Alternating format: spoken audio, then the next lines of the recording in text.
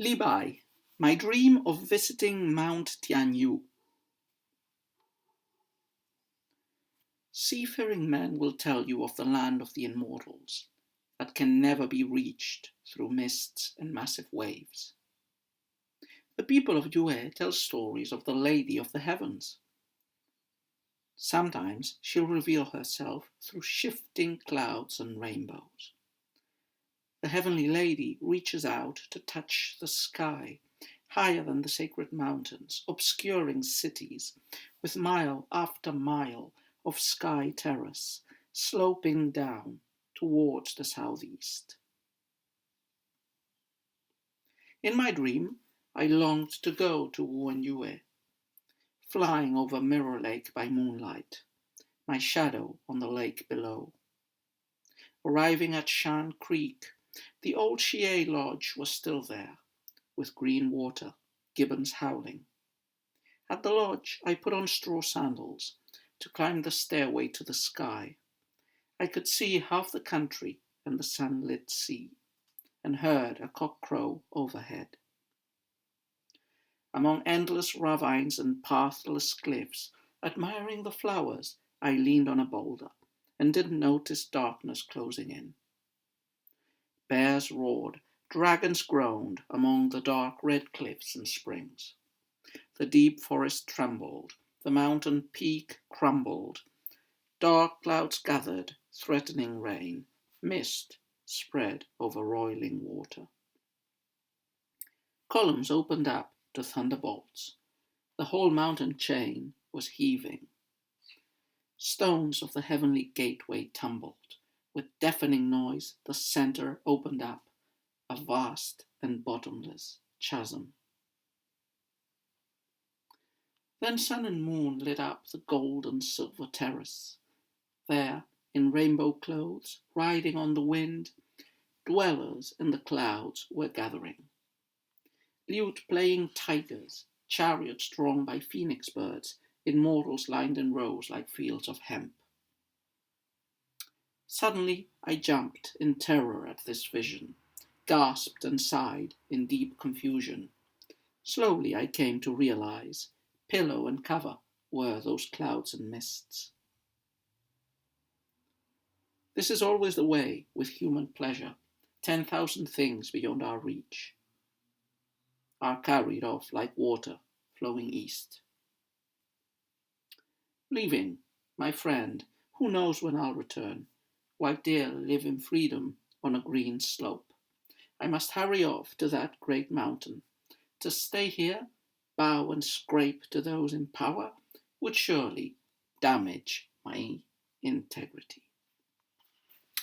So yet another poem by Li Bai, also a poem describing a mountain. We've already read, it was the previous poem in the series, his Ballad of Mount Lu. And this poem is very similar to the previous one. Perhaps the main differences would be that Mount Tianmu, or rather, in most places it appears as Tianmu, is a less well-known mountain than Mount Lu. It's close to the other one, in the area of Zhejiang, in the southeast area of China. Another difference, in this poem, the visit to the mountain is portrayed as a dream visit, as a flight of fancy. In the previous poem, it was apparently the case that he was really visiting the mountain, that he wrote it inspired by the presence of the mountain, as he said himself. In both poems there is a Taoist imagery, the vision of the immortals, but whether that vision is more succinct and more implied in the previous poem. In here, in My Dream of Visiting Mount Tianmu, we get a very clear vision of the immortals and of the world of the fairies, of the Taoist immortals, which Li Bai would wish to join. Okay, so what's the topic of this poem? Well, very clearly, like the topic of the previous poem, this is a landscape poem describing a mountain. And, most of its second and third stanzas basically describe the different sights, the different sounds that can be enjoyed in the said Tianmu or Tianmu mountain. But it's more than that. It's also a poem about, remember, mountains are never just mountains in Chinese poetic tradition, and visiting them is never done just for aesthetic or romantic purposes. They always have a religious element. And in Li Bai, the element that is underscored is the Taoistic element, that is, the mountains, the sacred mountains, as pathways, as doors to the world of the immortals, as the spaces, the spaces where one can achieve transcendence and join the gods. So so those are the topics: landscape poetry, describing a mountain, and Taoist fancy, the desire to see, to live, to enjoy the life of the immortals, and to escape the red dust of this world. So let's go stanza by stanza. Now, the first stanza introduces us to the poem, and it does so with two contrasting images of two of the fairylands of Taoist imagination. The land of the immortals in the sea, the islands of the east, which were believed to be the place, or one of the places where immortals dwelled, and this mountain. This mountain is called Tianyu or Tianmu, which means literally the Heavenly Lady Mountain. And she will appear in this stanza. I'm not sure if a metonymy or a metaphor is employed, because the name of the mountain and the mountain tend to fuse. So is the mountain the Heavenly Lady? Or in the legend, I think the story said that it was called the Heavenly Lady Mountain because once somebody had heard a lady at the top of the mountain. But okay, let's check. Let's check the poem. Let's go with the first stanza. Seafaring men will tell you of the land of the immortals that can never be reached through mists and massive waves. So the poem starts talking to us about the islands of the immortals, which were in the Eastern Sea, and that had been believed since ancient times. In fact, the first emperor had sent fleets of people to find the islands of the immortals in the Eastern Sea and to try to bring back the secret of immortality from them. So the seafarers, they always talk about this. They tell legends of those islands of the immortals, glimpsed through mists and massive waves, but unreachable. The people of Yue tell stories of the Lady of the Heavens. Sometimes she'll reveal herself through shifting clouds and rainbows. So Yue is the southeastern area of China. It had been a kingdom in the Warring States period, and it more or less matched with the area of the later historical territory of Zhejiang. And the people in that region tell stories of this Lady of the Heavens, probably a divinity, a goddess of the heavens, an immortal. But she is associated with a mountain in their land. And, they say sometimes she'll reveal herself through shifting clouds and rainbows. So are they talking about the mountain that can be visible sometimes through the clouds and rainbows? Or are they talking about a physical incarnation of this Lady of the Heavens, who sometimes can be seen perhaps on the peak of this mountain? I think it's left to a certain ambiguity. I think this juxtaposition of the mountain and the goddess that is supposed to dwell or to have dwelled on the mountain is followed in the next lines. The Heavenly Lady reaches out to touch the sky, higher than the sacred mountains, obscuring cities, with mile after mile of sky terrace, sloping down towards the southeast. So here very clearly we seem to be describing, the poet seems to be describing the mountain itself as a metonymy or as a physical incarnation for the Heavenly Lady herself. The emphasis is on the elevation. Yeah, she touches the sky. She's higher than the sacred mountains, the 5 classical top sacred mountains of Japan. Her shadow obscures cities, and she piles up mile after mile of terraces. This last couplet has been translated. I've checked a couple of translations, and there are different interpretations of how to translate this last couplet. The one that says, higher than the sacred mountains, obscuring cities, with mile after mile of sky terrace, sloping down towards the southeast. So for some translators, it's not cities that are being obscured, but a mountain. It's called Chicheng. I mean, the original poem says something like, word by word, power surpass 5 peak, cover Chicheng. So it's clear the mountain covers Chicheng. What is Chicheng? For some translators, it is a mountain, but Cheng, the character Cheng means city. So this translator, which is Michael Farman, has decided to translate it as cities, as obscuring cities, eclipsing cities.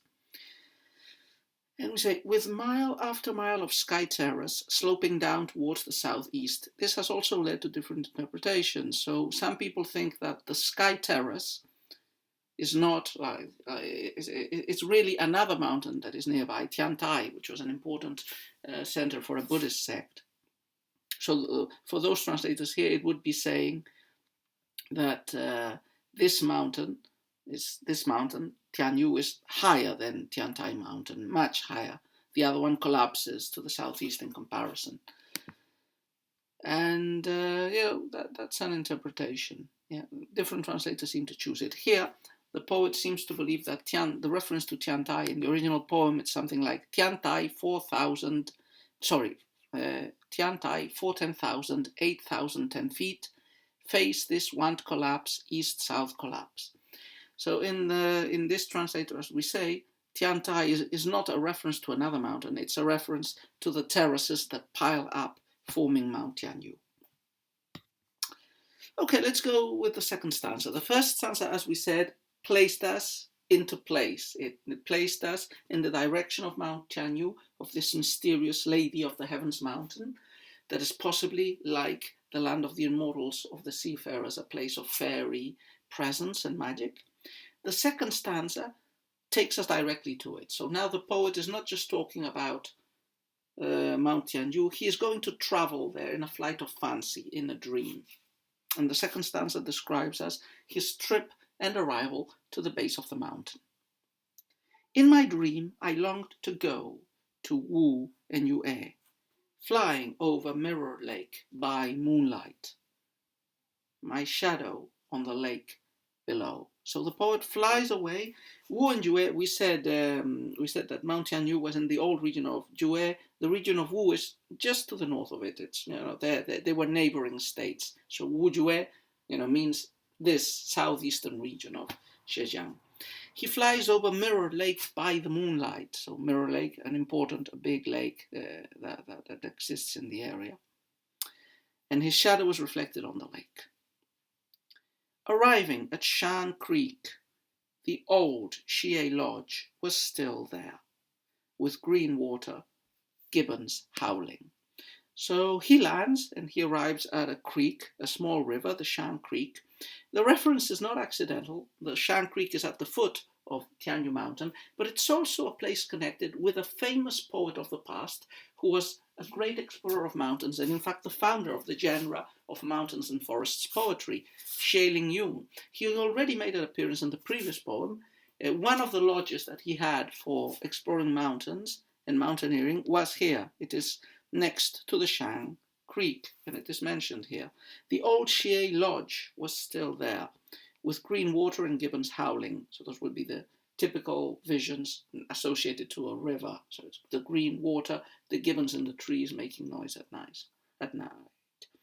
So the poet is again connected, like in the previous poem, with this great mountain singing poet of the past.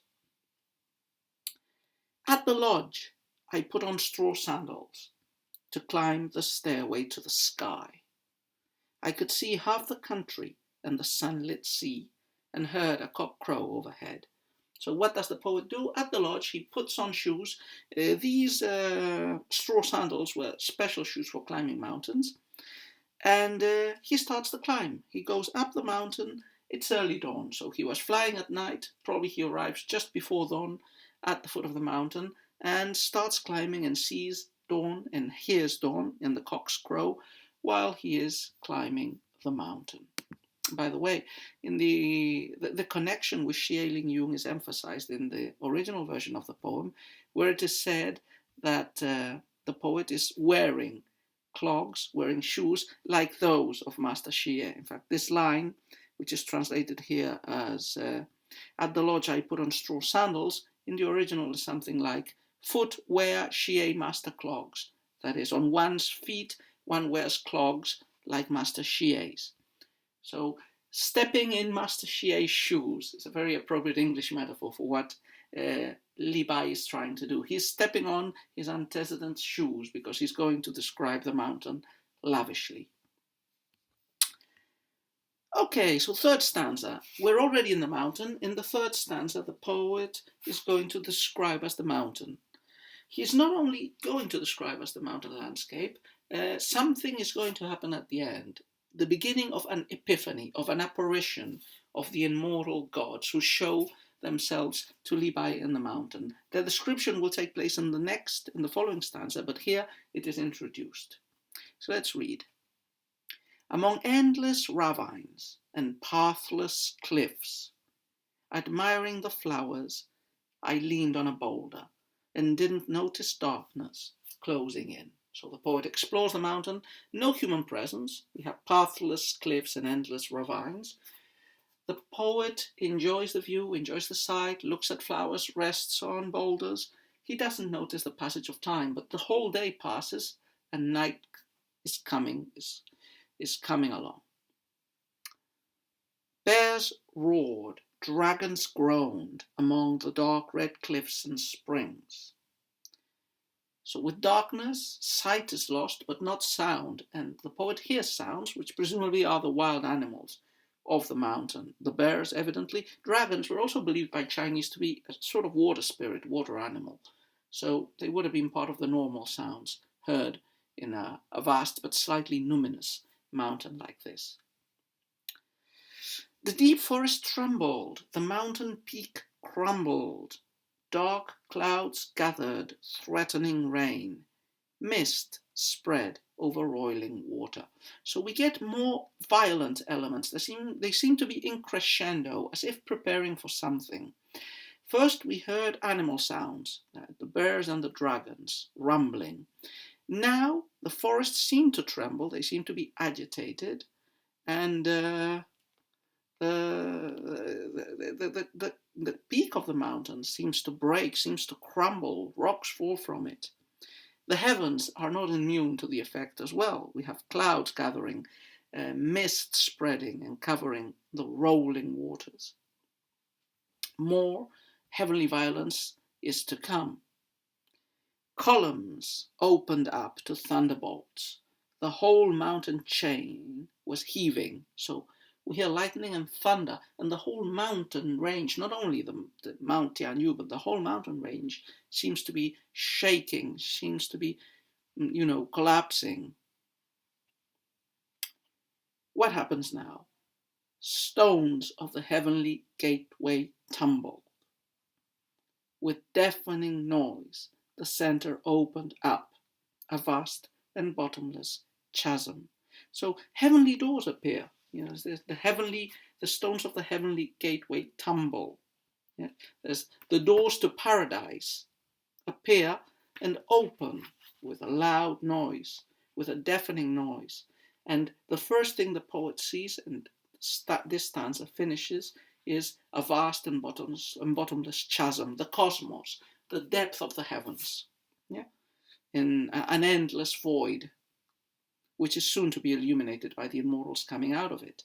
In fact, the original word-by-word translation of this line, deep blue, dark, grand, vast, not see end.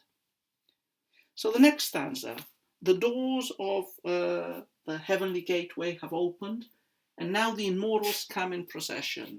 They descend and show themselves in all their brilliant glory and raiment to the poetic fancy of Li Bai. This is very typical in a lot of Li Bai's poems in mountains. The immortals appear and they are lavishly, luxuriously described. The sun and moon lit up the golden silver terrace. So this is the 1, 2, 3, 4. This is the fifth stanza. Then sun and moon lit up the golden silver terrace. There, in rainbow clothes, riding on the wind, dwellers in the clouds were gathering. So even though it's night, the sun and moon make their appearance and they illuminate a golden and silver terrace, which is the terrace where the immortals dwell. They appear in rainbow clothes, so very colorful clothes. They use the rainbow as raiment. They ride on the wind. Dwellers in the clouds were gathering, that is, the immortals. the transcendent, the Shen. Lute-playing tigers, chariots drawn by phoenix birds, immortals lined in rows, like fields of hemp. So the immortals come with their baggage and their transportation. They are escorted by chariots that are drawn by phoenixes, and they are accompanied by tigers who play musical instruments. So they're divine animals. They're not like the normal animals. And it's a huge crowd of immortals lining in rows like fields of hemp. So lots of immortals. So this was the epiphany. And the next stanza, just at the moment when we had reached this glorious view, snatches us away from it. It was all a dream, like in so many tropes of Western television and of ancient stories and poetry. Yeah, it was all a dream. Remember the title of the poem, My Dream of Visiting Mount Tianmu. Suddenly, I jumped in terror at this vision, gasped and sighed in deep confusion. Slowly, I came to realize pillow and cover were those clouds and mists. So the poet, frightened, wakes up and in a state of still half reverie, half dream, half awake. He gazes around and he notices that what he thought were clouds and mists were the pillow and the cover of his bed. So he was only dreaming. It was all a dream. But it's never just a dream in Chinese poetic tradition. The dreams can have a didactic message. They can teach you the futility of worldly pursuits, and they can show you the way to the immortality and the purposeful Taoistic search of immortality and wisdom that a person should do. So this is not just, okay, this was just a fancy. No, it's rather we could say a prophetic dream. It's telling Li Bai, this is where you should go. This is what you should be seeing, and this is what the people that you should be joining. And in fact, that's the message that we get from the last two stanzas. So the one before last, the penultimate stanza, very brief, just tells us the immediate philosophical thoughts that come to the mind of the poet after awakening from the dream. This is always the way with human pleasure. 10,000 things beyond our reach are carried off like water flowing east. So yes, in the human realm, this is what happens. You enjoy pleasure, you see beauty, you enjoy success, but it's all ephemeral. You wake up of it like from a dream. And all human wishes and desires and fantasies, they are pulled by the waters to the sea. They flow east with the water, which connects with one of our national poets' main metaphors. You remember Jorge Manrique. Los ríos van a dar a la mar, que es el morir. Yeah? And everything ends up in the sea. The waters flow into the common pool of dead mankind. But no, this is not what is going to happen with Li Bai. What is going to happen with him? Last stanza. Leaving, my friend, who knows when I'll return? White deer live in freedom on a green slope. I must hurry off to that great mountain. To stay here, bow and scrape to those in power would surely damage my integrity. What am I going to do? Li Bai directs himself to an unknown speaker, a person who is listening to him, and he says, hey, I'm leaving and I don't know when I'll be back. Where am I going? Well, he says, white deer live in freedom on a green slope. He wants to be like the white deer, living in freedom. And in fact, white deer in a lot of Taoist poetry and texts were the vehicles, along with phoenixes and cranes, that people climbed to fly away to fairyland, to the land of the Taoist immortals. He must hurry off to the mountain, and he says, what will happen if I don't? What is the life of those who do not renounce the world? He says, to stay here, bow and scrape to those in power would surely damage my integrity. He does not wish to continue groveling before the powerful of the world, before the rich and noble. He has renounced the possibility, indeed the desirability, of worldly fame and worldly success. He no longer wants to make poems and panegyrics for princes and rulers. I believe this poem was composed late in the life of Levi. I would have to check, but probably it was composed when he was, in fact, in the area of Zhejiang, when he was 60 or 70 years old, and when he had lost imperial favor because of events that don't concern us here. But, he was in the remote center south eastern area of the empire, far from the court, with little or no hope of achieving any recognition or important patronage. And, there's a tone, there's an element of the disillusion, the disappointment of the great sage, of the great masterful genius who is not recognized and who says, okay, I'll stay with my Taoistic fancy imagery and with Taoistic discourse of renouncing the world. So altogether, quite a nice poem. I liked it a little bit more than the Mount Lu poem because I don't know. I think it was the imagery was a bit more effective. The presence of the Immortals was more underscored, and it felt meaningful in the poem as for the message of let's run away from the world, which felt a bit conventional in the Ballad of Mount Lu, but here feels a little bit better. I felt this poem was more successful. It was less specific in describing the peaks and parts of the mountain, but I think it was globally more effective as a poem in transmitting an impression and a message.